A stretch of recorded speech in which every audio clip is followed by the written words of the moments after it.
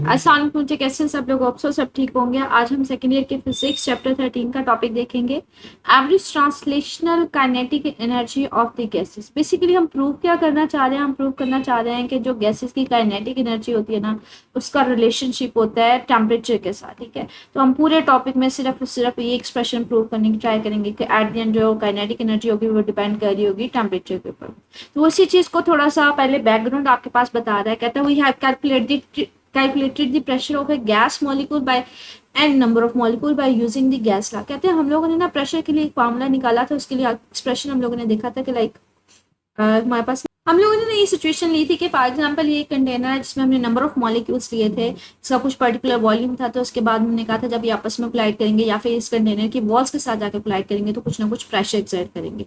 उसके लिए हम लोगों ने एक टॉपिक देखा था, ये वाला टॉपिक, जिसमें हम लोग जो गैस जो हमने कंटेनर में ली थी उसकी वजह से हम प्रेशर फाइंड आउट करना चाह रहे थे। उसमें हमने पहले एक पार्टिकल की मोशन कंसीडर की थी कि एक पार्टिकल मूव कर रहा है, वो वॉल के साथ जाकर टकराता है, प्रेशर एक्सर्ट करता है, फिर वापस आता है। तो इसके लिए हमने प्रेशर का फार्मूला निकाला था। फिर हमने समराइज किया था हर डायरेक्शन में पार्टिकल्स होंगे, एक्स एक्सिस में भी वाई एक्सिस में भी। पहले हमने सिंगल के निकाला था, फिर उसको समराइज किया था टोटल नंबर ऑफ पार्टिकल्स के लिए। हमने प्रेशर का यहाँ पे फार्मूला फाइंड आउट किया था, ये वाला।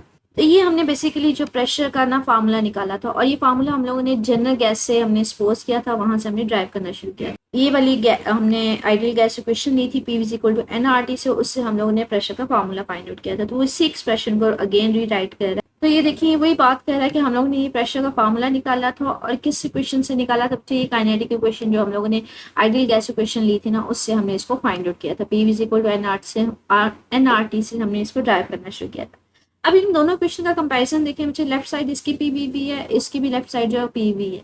आप राइट साइड को इक्वलाइज करवा देंगे तो एन आर टी किसके इक्वल आ जाएगा, capital N over 3 into M और एवरेज हमारे पास स्पीड का स्क्वायर। तो ये हमने क्वेश्चन का कंपैरिजन किया। ये देखें ये वो इक्वेशन आ गई, N R T is equal to N by 3 M into average velocity का स्क्वायर। अच्छा, ये हमारे पास हमारे पास जो वर्ड्स है या वी कैन से दैट दो लाइनें, ये हम आगे फर्दर हम लोग ये यूज करेंगे।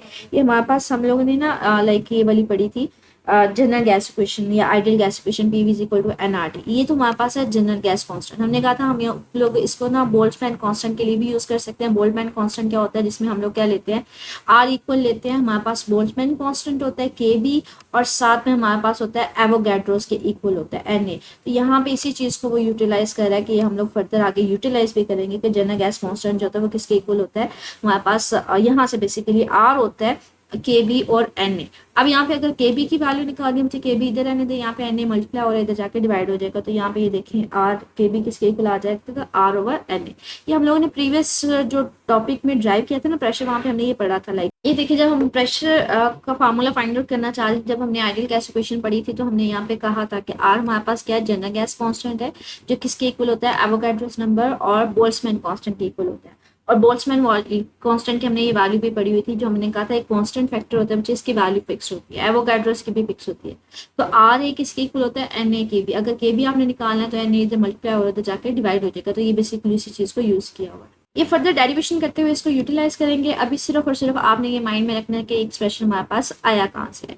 इसके अलावा हमारे पास कहते हैं जो कैपिटल एम ओवर एम जो है हमारे पास एवोगैड्रोस नंबर के इक्वल होता है। ये बेसिकली हम लोगों ने ना पढ़ा था, ये भी प्रीवियस टॉपिक में आइडिया दिया था मैंने आपको। जब हम लोग प्रेशर को ड्राइव कर रहे थे ना, तो हमने एक सिंपली सिचुएशन ली थी। हमने एक सिंगल पार्टिकल लिया था, उसकी मूवमेंट हमने कंसीडर की थी। हमने कहा था सपोज करें एक सिंगल पार्टिकल है, पहले पूरी गैस को हम कंसीडर नहीं कर रहे थे। हमने कहा था आप सिंगल पार्टिकल ले, उसके मोशन को ज्यूम करते हैं कि वो हमारे पास। तो सिंगल पार्टिकल के लिए हमने मास क्या लिया था, कैपिटल एम लिया था। उसके लिए हम लोगों ने प्रेशर फोर्स फाइंड आउट की, तो हमने यहाँ पे मास क्या ले रहे थे, कैपिटल एम ले रहे थे। तो इसके लिए हम लोग इसको यूटिलाइज करें।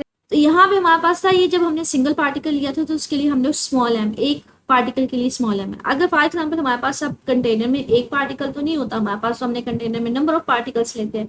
तो अगर आपने टोटल नंबर ऑफ पार्टिकल्स लेने हैं तो उसके लिए जो टोटल मास होगा वो कैपिटल एम होगा। तो सपोज करें कि अगर मैं कहती हूँ मेरे पास यहाँ पे जो नंबर ऑफ पार्टिकल्स है वो एवोगैड्रोस पार्टिकल है। एवोगैड्रोस हमारे पास कितने होते हैं, हमारे पास एवोगैड्रोस में ना मुझे इतने ज्यादा पार्टिकल्स होते हैं, 6.02 मल्टीप्लाई 10⁻23, इतने ज्यादा होते हैं। तो सपोज करें अगर मैं कहती हूँ कि मेरे पास कंटेनर में एवोगैड्रोस नंबर है, तो उनका अगर मैंने टोटल मास निकालना है तो मैं एक पार्टिकल के मास को क्या करूंगी, मल्टीप्लाई कर दूंगी एवोगैड्रोस नंबर के साथ। ठीक है, तो एवोगैड्रोस मेरे पास किसके इक्वल आ जाएगा, यहाँ पे कैपिटल मास टोटल पार्टिकल का मास। अगर मेरे पास इसमें number of particles Avogadro particles है, तो मैं एक पार्टिकल के मास को उस पूरे नंबर ऑफ पार्टिकल्स के साथ मल्टीप्लाई कर दूंगी। अब अगर यहाँ पे मुझे एवोगैड्रोस निकालना तो मुझे यहाँ पे m जो है स्मॉल है मल्टीप्लाई हो रहा है, दूसरी साइड पे जाके क्या हो जाएगा, डिवाइड हो जाएगा। तो यहाँ पे इसी एक्सप्रेशन से इसको फाइंड आउट किया हुआ बेसिकली। तो ये देखिए, ये उसी एक्सप्रेशन को हमने लिखा हुआ है कि एवोगैड्रोस नंबर के यहाँ से आ जाएगा capital M total mass divided by एक पार्टिकल का मास। ये जो फर्दर ये दो लाइनें हैं या फिर एक्सप्रेशन हमारे पास एवोगैड्रोस नंबर का या फिर बोल्ट्जमैन कांस्टेंट का, ये आगे फर्दर डेरिवेशन में हम यूज करेंगे। तो हमने वैसे इसको साइड बॉक्स लिख लिया। हमारी डेरिवेशन कहाँ पे चल रही थी, हम लोग बेसिकली हमने कहा था हमने ये प्रेशर का फार्मूला फाइंड आउट किया था प्रीवियस टॉपिक में। कहाँ से फाइंड आउट किया था, जनरल गैस इक्वेशन से फाइंड आउट किया था। यहाँ पे दोनों की लेफ्ट साइड सेम थी तो हम राइट साइड को इक्वलाइज करवा रहे थे। तो हमने जब राइट साइड को इक्वलाइज करवाया था तो हमारे पास एक्सप्रेशन ये आया था। अब इस एक्सप्रेशन में देखिए हमारे पास यहाँ पे ना एक वर्ड इस्तेमाल किया, ये जो हमारे पास एवरेज वेलोसिटी है इसको ना हमने रूट मीन स्क्वायर वेलोसिटी के इक्वल लिया। ये भी हमने प्रीवियस टॉपिक में इसको देखा था। अच्छा, यहाँ पे ये वाला एक्सप्रेशन हमने देखा था रूट मीन स्क्वायर। मैंने जब इसको आपको टॉपिक करवाया था ना तो मैंने कहा था इसको राइट साइड से पढ़ते हैं। रूट मीन स्क्वायर का मतलब सबसे पहले आपने स्क्वायर लेना है। मतलब ये देखिए सारी वेलोसिटीज का हमने स्क्वायर लिया था। एक्स के अलॉन्ग जितनी वेलोसिटीज थी, एक्स पहले पार्टिकल की दूसरे पार्टिकल की, हमने सबका स्क्वायर लिया। फिर हमने क्या लिया, उसका मीन लिया। ठीक है, सबको मतलब ऐड करके टोटल पार्टिकल से डिवाइड कर दिया तो उसकी मीन वैल्यू आ जाएगी। फिर उसका रूट लिया था। तो अगर मैं इस एवरेज वेलोसिटी का रूट मीन स्क्वायर लेना चाह रही हूँ, रूट मीन स्क्वायर का मतलब है पहले आपने स्क्वायर लिया फिर उसका मीन लिया। ये वाला जो सिंबल होता है ना, इसका मतलब होता है मीन, और रूट का मतलब होता है फिर आपने उसका अंडर रूट ले लिया तो ये इसका रूट मीन स्क्वायर आ जाएगा। अब अगर मैं यहाँ पे दोनों साइड पे स्क्वायर ले लूँ, यहाँ पे भी स्क्वायर ले लूँ तो यहाँ पे भी स्क्वायर ले लूँ तो क्या होगा, दोनों साइड पे स्क्वायर लेने का फायदा ये होगा कि यहाँ पे अगर मैं स्क्वायर ले लेती हूँ तो यहाँ पे स्क्वायर की वजह से क्या होगा, ये अंडर रूट खत्म हो जाएगा। तो ये मेरे पास क्या आ जाएगा, रूट मीन स्क्वायर किसके इक्वल आ जाएगा, एवरेज वी एक्स के स्क्वायर के इक्वल आ जाएगा। तो यहाँ पे बेसिकली उसी चीज को यूटिलाइज किया। मतलब हमारे पास रूट मीन स्क्वायर वेलोसिटी होगी क्या, पहले आप वेलोसिटी का क्या लेंगे, स्क्वायर लेंगे। ठीक है, फिर आप उसका क्या लेंगे, मीन वैल्यू लेंगे। मीन का वैल्यू का मतलब होता है आपने ये वाली एवरेज साइन मीन वैल्यू बता रहा होता है। फिर आपने क्या लेना, उसका अंडर रूट लेना है। ठीक है, अब अगर मैं दोनों साइड्स पे स्क्वायर ले लूँ, इस साइड का भी स्क्वायर ले लूँ इस साइड का भी स्क्वायर ले लूँ, तो ये क्या होगा, यहाँ पे जब मैं रूट मीन स्क्वायर लूंगी तो ये मेरे पास स्क्वायर हो जाएगा और दूसरी साइड पे क्या होगा, मेरे पास ये अंडर रूट खत्म हो जाएगा। जब ये अंडर रूट खत्म हो जाएगा स्क्वायर से तो यहाँ पे खाली क्या बच जाएगा, एवरेज वैल्यू बच जाएगी। तो ये मेरे पास लाइक रूट मीन स्क्वायर किसके इक्वल आ जाएगा, एवरेज वैल्यू के स्क्वायर के इक्वल आ जाएगा। तो ये देखिए एवरेज वैल्यू की जो स्क्वायर होता है वो किसके इक्वल आ जाएगा, रूट मीन स्क्वायर के वैल्यू के इक्वल आ जाएगा। तो बेसिकली मैंने सिर्फ और सिर्फ वैल्यू पुट ऑन की है। अब यहाँ पे जो चीजें हम जो उसको दूसरी साइड पे ले जाए, यहाँ पे 3 मल्टीप्लाई डिवाइड हो रहा है, इधर जाके मल्टीप्लाई हो जाएगा। तो ये देखिए 3 आ जाएगा और यहाँ पे हमारे पास कैपिटल एन है मल्टीप्लीकेशन में, तो दूसरी साइड पे जाके डिवाइड हो जाएगा। तो एम वी स्क्वायर हमारे पास किसके इक्वल आ जाएगा, 3 डिवाइडेड बाई कैपिटल एन।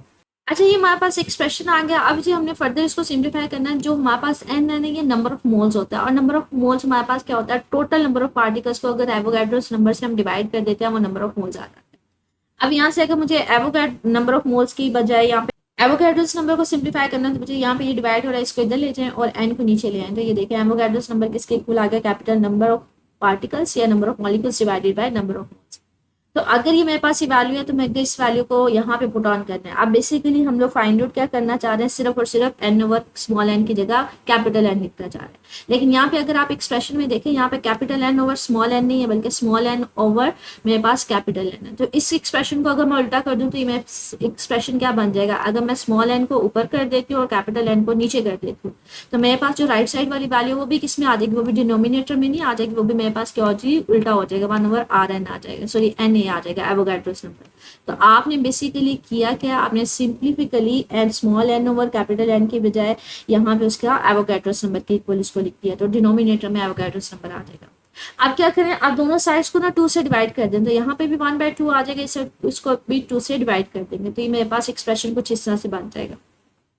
अब इसको मजीद सिंप्लीफाई किया हुआ इसी एक्सप्रेशन को। अच्छा, ये वाले 2 स्टेप्स को ना हम लोग बाद में देखते हैं, पहले ना इसी स्टेप के फौरन बाद ना हम लोग इस स्टेप पे चलते हैं। अब यहाँ पे हमारे पास क्या बचे, ये वाली 1/2 M V root mean square value. Root mean square value हमने किसके इक्वल ली थी, ये देखें root mean square value average velocity के इक्वल नहीं ली थी, तो उसी चीज को अगेन उसने पुट ऑन कर दिया कि रूट मीन स्क्वायर वैल्यू हमने किसके इक्वल ली थी, हमने एवरेज वेलोसिटी के इक्वल ली थी 3/2। उसी तरह से आर ओवर एन ये हमारे पास किसके इक्वल आएगा, ये हमारे पास बोल्ट्जमैन कांस्टेंट के इक्वल आ जाएगा। ये ऑलरेडी मैंने आपको बता दिया था, ये के बी के इक्वल आ जाएगा। तो इसकी जगह क्या आ जाएगा, के बी, और यहाँ पे क्या आ जाएगा, टेम्परेचर डी। अब सिंप्लीफिकली मैंने रूट मीन स्क्वायर की बजाय यहाँ पे एवरेज वेलोसिटी का स्क्वायर लिख लिया है और हमारे पास लाइक और आर ओवर एन ए की बजाय हमने बोल्ट्जमैन कांस्टेंट लिख लिया। अब यहाँ पे बच्चे ये क्या है, ये तो काइनेटिक एनर्जी नहीं है, और के 3/2 ये तो कांस्टेंट है, के भी बोल्ट्जमैन कांस्टेंट है, मतलब ये सारी चीजें कांस्टेंट है, सिर्फ और सिर्फ यहाँ पे टेम्परेचर है। तो इसका मतलब है काइनेटिक एनर्जी डायरेक्टली रिलेटेड है किसके साथ, टेम्परेचर के साथ। तो हम यही चीज तो प्रूव करना चाह रहे थे कि काइनेटिक एनर्जी किसके साथ लिंक्ड होती है, टेम्परेचर के साथ। टेम्परेचर अगर आप ज्यादा करते जाते हो तो काइनेटिक एनर्जी ज्यादा होती जाएगी। ये दरमियान में ना दो स्टेप्स हैं जो सिर्फ और सिर्फ ये है कि अगर कोई गैस पार्टिकल मूव कर रहा है तो हम उसकी वेलोसिटी को कैसे फाइंड आउट कर सकते हैं। तो ये उसी चीज को सिर्फ और सिर्फ एक्सप्लेन कर रहे हैं और कुछ नहीं है। मतलब इस दो वाले फार्मूले से हमने क्या निकाली हुई है, हमने वेलोसिटी निकाली हुई है। वो कैसे निकली है, वो सिंपलीफिकली यहाँ पे 2 अगर डिवाइड हो रहा है इधर जाके मल्टीप्लाई हो जाएगा, या दोनों साइड्स पे आप 2 को खत्म कर दे। यहाँ पे हम मल्टीप्लाई हो रहा है इधर जाके डिवाइड हो जाएगा, तो ये आ जाएगा 3RT divided by m into n आ जाएगा। आपने अगर सिंपली वेलोसिटी निकालनी है, आरएमएस की वैल्यू निकालनी है, स्क्वायर खत्म करना है, तो दोनों साइड पे अंडर रूट ले लेंगे। अंडर रूट लेंगे तो बच्चे ये यहाँ पे स्क्वायर खत्म हो जाएगा, यहाँ पे अंडर रूट आ जाएगा। ये सिंपलीफिकली कि अगर हमारे पास कोई गैस पार्टिकल है, गैस मॉलिक्यूल्स हम ले रहे हैं, तो उनकी वेलोसिटी अगर हम फाइंड आउट करेंगे। ये एक अंदर दरमियान में एक एक्स्ट्रा स्टेप था। आप बेसिकली प्रूव क्या करना चाह रहे हैं, आप इस 6 स्टेप से ये वाले स्टेप पे आएंगे कि हम प्रूव ये करना चाह रहे हैं कि जो काइनेटिक एनर्जी होती है वो डिपेंड कर रही होती है टेम्परेचर के ऊपर, ठीक है। अब यहाँ पे वही कह रहा है कि ये जो हमारे पास है ना, ये वाली, ये हमारे पास बेसिकली काइनेटिक एनर्जी है। यहाँ पे हम स्पीड कौन सी ले रहे हैं, हम एवरेज स्पीड ले रहे हैं, ठीक है। ये ऑलरेडी जब मैंने आपको प्रेशर का टॉपिक करवाया था, तो जब हमने प्रेशर का फार्मूला ड्राइव किया था ना, तब हमने कहा था कि हमने अपनी वेलोसिटीज लेनी है और फिर उसका स्केल लेके हमने उसका एवरेज लेना है। हमने सिंगल पार्टिकल की वेलोसिटी नहीं लेनी, हमने सारे पार्टिकल्स की वेलोसिटी का एवरेज लेना है, ठीक है। तो इसलिए हमने यहाँ पे एवरेज की वेलोसिटी, काइनेटिक एनर्जी भी कौन सी ली जाएगी बच्चे, एवरेज काइनेटिक एनर्जी ली जाएगी, ठीक है। तो एवरेज हमारे पास काइनेटिक एनर्जी ली जाएगी। अब यहाँ पे एक टर्म आ रही है translational kinetic energy, average translational. Translational में हम लोगों ने ना यहाँ पे असम्पशन लास्ट टाइम भी देखी थी। ये देखें, जब हमने मोशन ली थी along the x axis velocity ली थी, सिर्फ एक्स एक्सिस के अलोंग ली थी, अलोंग द वाई एक्सिस सिर्फ और सिर्फ ली थी, या फिर हमने along the G axis consider की थी, ठीक है। एक्स एक्सिस, वाई एक्सिस या जी एक्सिस। मतलब हम लोगों के पास अगर हम लोगों ने सिचुएशन ली थी तो हमने ये कहा था कि अगर कोई पार्टिकल है वो simply along the x axis straight line में ले रहे थे, हम लोग along the x axis move कर रहे हैं, तो उनकी मोशन की, उनकी वेलोसिटी क्या है। फिर हमने कहा अगर हम लोग सिर्फ एक्स एक्सिस में ना लें, हम सिर्फ वाई एक्सिस में लें, तो फिर हमने क्या लिया था, अलोंग दी वाई एक्सिस हमने स्ट्रेट मोशन ली थी, ठीक है, सीधी। अगर हम लोग ने जी एक्सिस में देखा था तो फिर जी एक्सिस के अलॉन्ग स्ट्रेट मोशन ली थी। ट्रांसलेशन का मतलब होता है स्ट्रेट लाइन, वो किसी भी डायरेक्शन में हो सकती है, वो वाई एक्सिस में भी हो सकती है, वो एक्स एक्सिस में भी हो सकती है, वो जी एक्सिस में भी हो सकती है। तो यहाँ पे हमने ये बेसिकली ड्राइव किया था ट्रांसलेशनल के लिए। तो ये हमारे पास क्या आ जाएगी, ये translational kinetic energy directly depend करेगी टेम्परेचर के ऊपर। कहते हैं ऊपर वाली इक्वेशन में ना हमने ये प्रेशर का फॉर्मूला निकाला था in terms of kinetic energy. ये हमारे पास था टॉपिक लाइक दिस वन, कि जो हमारे पास प्रीवियस टॉपिक था जिसमें हमने प्रेशर का फॉर्मूला फाइंड आउट किया था, उसके लास्ट पे हमने फाइंड आउट किया था प्रेशर और काइनेटिक एनर्जी के दरमियान रिलेशन। हमारे पास मेन बेसिकली ये टॉपिक था, इसके लास्ट पे हम लोगों ने ना लाइक प्रेशर और ट्रांसलेशनल काइनेटिक एनर्जी के दरमियान रिलेशनशिप निकाला था। लेकिन ये निकाला था अगर हमारे पास नंबर ऑफ मॉलिक्यूल्स हैं, मतलब काफी ज्यादा मॉलिक्यूल हैं किसी वॉल्यूम में, किसी कंटेनर में। लेकिन अगर आप सिंपली एक अगर मॉलिक्यूल के लिए निकालते हैं ना, तो फिर ये हमारे पास टोटल नंबर ऑफ मॉलिक्यूल्स खत्म हो जाएंगे और प्रेशर डायरेक्टली लिंक करेगा किसके साथ, काइनेटिक एनर्जी के साथ। तो ये देखेंगे बेसिकली ये जो हमारे पास इक्वेशन है, ये ऊपर वाली कहते हैं अबव इक्वेशन से ही हमने फाइंड आउट किया कि प्रेशर हमारे पास डायरेक्टली लिंक कर रहा होता है काइनेटिक एनर्जी के साथ। अब काइनेटिक ट्रांसलेशन काइनेटिक एनर्जी किसके इक्वल होती है, वो हमारे पास होती है 1/2 mv² एवरेज की फॉर्म में लिख लें, या फिर इसको आरएमएस की फॉर्म में लिख लें, तो दोनों हमारे पास एक्सेप्ट की जा सकती है, ठीक है। आरएमएस² का हमारे पास होता है वो एवरेज ही होता है, तो उसको फॉर्म में भी हमारे पास ये बेसिकली क्या होगी, उसकी काइनेटिक एनर्जी होगी। कहते हैं इस इक्वेशन को हम लोग 3.17 से अगर देखें तो ये वाली इक्वेशन में देखें, यहाँ पे 2 डिवाइड हो रहा है, इधर जाके मल्टीप्लाई कर ले, और यहाँ पे इधर 3 मल्टीप्लाई हो रहा है, इधर जाके डिवाइड हो जाएगा। तो ये कुछ एक्सप्रेशन इस फॉर्म में भी आ सकता है। ये हमारे पास काइनेटिक एनर्जी है जो किसके साथ लिंक हो रही है, टेम्परेचर के साथ। आप ये वाला एक्सप्रेशन भी रहने देते हैं तो भी ओके है, मतलब यहाँ पे ये चीज सारी कांस्टेंट हो जाएगी, ये काइनेटिक एनर्जी जो है टेम्परेचर के साथ लिंक हो रही है, ठीक है।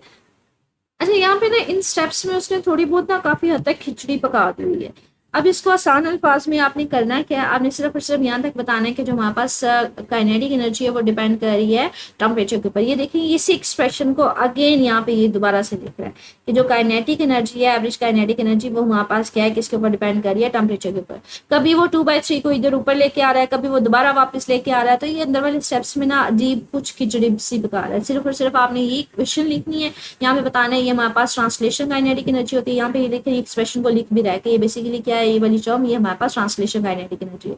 और काइनेटिक एनर्जी डिपेंड कर रही होती है प्रेशर के ऊपर भी, मतलब जितनी ज्यादा काइनेटिक एनर्जी होगी उतना ही प्रेशर होगा। ये हमें तो वैसे भी आइडिया हो रहा है ना। अगर ये किसी कंटेनर में नंबर ऑफ मॉलिक्यूल्स में बढ़ा दूं, उनका टेम्परेचर बढ़ा दूं, उनकी काइनेटिक एनर्जी बढ़ेगी, रैंडमनेस बढ़ेगी, बार बार जाके वॉल्स के साथ कोलाइड करेंगे तो प्रेशर तो ऑटोमेटिकली बढ़ जाएगा। तो काइनेटिक एनर्जी का लिंक भी होता है प्रेशर के साथ। जितनी ज्यादा उनकी काइनेटिक एनर्जी होगी वो बार बार जाके वॉल्स के साथ उतनी ज्यादा स्पीड के साथ कोलाइड करेंगे और प्रेशर ऑटोमेटिकली हमारे पास क्या होना शुरू हो जाएगा, बढ़ना शुरू हो जाएगा। तो बेसिकली उसी चीज को क्या टेम्परेचर बढ़ाएंगे तो काइनेटिक एनर्जी बढ़ेगी, काइनेटिक एनर्जी बढ़ेगी तो प्रेशर बढ़ेगा। तो ये बेसिकली 3 पैरामीटर्स के दरमियान जो है ना वो रिलेशनशिप बता रहा है। बाकी ये दो जो क्या ले मैथमेटिकल फार्मूला है या टर्म्स है, ये लिखे ना लिखे कोई फर्क नहीं पड़ा, क्योंकि वो 2/3 को बार बार उधर जाके वापस लेके आ रहा है तो उसमें कोई फर्क नहीं पड़ेगा। आप ये वाली टर्म लिखते हैं, इसके बाद ये वाली लिख देंगे, काइनेटिक एनर्जी और टेम्परेचर के ऊपर डिपेंड करेगी, उसके बाद ये वाली लिख देंगे, काइनेटिक एनर्जी बढ़ेगी तो प्रेशर ऑटोमेटिकली बढ़ जाएगा। तो यहाँ पे इसी चीज को बता रहा है कि एवरेज काइनेटिक एनर्जी जो होती है ना वो किसी भी मॉलिक्यूल में वो डिपेंड कर रही होती है किसके ऊपर, टेम्परेचर के ऊपर। अब 3/2 और KB इसमें क्या है, कॉन्स्टेंट है। कहते हैं अगर ये वाला मॉडल ठीक ले लिया जाए, हम माने कि ये ठीक है, तो जितना आप टेम्परेचर बढ़ाते जाएंगे उतनी उसकी काइनेटिक एनर्जी क्या होती जाएगी, बढ़ती जाएगी। और काइनेटिक एनर्जी बढ़ेगी तो उसका प्रेशर भी क्या होगा, वो इंक्रीज हो जाएगा। तो यहाँ तक बेसिकली वो सिर्फ टॉपिक में बता रहा है, ठीक है। ये डेरिवेशन थोड़ी सी कम्प्लेक्स करती हुई है, आपने बहुत ज्यादा बैकग्राउंड में नहीं जाना, वो बस मैंने आपको लिंक करके बताया। आपने सिंपली बताना है कि हम लोगों ने जनरल गैस इक्वेशन को यूज करते हुए हमने ये इक्वेशन निकाली थी प्रेशर की। आपकी दोनों लेफ्ट साइड सेम थी तो राइट साइड को हमने इक्वलाइज करवा दिया, राइट साइड को इक्वलाइज करवाया। अब हमने सिर्फ और सिर्फ क्या करना है, यहाँ पे एवरेज वेलोसिटी को हमने RMS वैल्यू के इक्वल ले लेना है, ठीक है। अब हमारे पास यहाँ पे क्या लेना है कि हमारे पास RMS की इक्वल ले लेना है। इसको थोड़ा सा रीअरेंज करेंगे, यहाँ पे 3 डिवाइड हो रहा है, इधर जाके मल्टीप्लाई हो जाएगा और सिर्फ हमारे पास क्या आ जाएगा, यहाँ पे n मल्टीप्लाई और इधर जाके डिवाइड हो जाएगा। अब small n over capital N के बजाय यहाँ पे एवोगाड्रोस नंबर हम ले लेंगे और 1/RN के इक्वल आ जाएगा। तो ये हमारे पास 1/RN 3RT/N आ जाएगा। अब यहाँ पे दोनों साइड्स को हम लोग 2 से डिवाइड कर देंगे तो ये हमारे पास आ जाएगी काइनेटिक एनर्जी, और काइनेटिक एनर्जी का फॉर्मूला इस फॉर्म में आ जाएगा। R/N की जगह हम लोग बोल्ट्जमैन कांस्टेंट ले लेंगे, वो ऑलरेडी हमने डिफाइन कर दिया है, वो हमारे पास बोल्ट्जमैन कांस्टेंट के इक्वल होता है। आगे हम लोग यहाँ पे इस एक्सप्रेशन की जाए यहाँ पे काइनेटिक एनर्जी लिख लेंगे। काइनेटिक एनर्जी जो है वो डायरेक्टली डिपेंड करेगी टेम्परेचर के ऊपर। उसके बाद ये वाला एक्सप्रेशन लिख देंगे, काइनेटिक एनर्जी चेंज होगी तो हमारे पास वहाँ पे प्रेशर भी चेंज होता जाएगा, ठीक है। ये आगे कुछ एक्स्ट्रा टर्म्स हैं जो मे भी न्यूमेरिकल्स वगैरह में इस्तेमाल होते हैं कि अगर मॉलिक्यूल्स की हम लोग RMS वैल्यू या velocity, average velocity find out करना चाहें तो वो कैसे फाइंड आउट होगी, उसका एक्सप्रेशन आपको पता होना चाहिए, तो इस फार्मूले से निकल सकता है, ठीक है।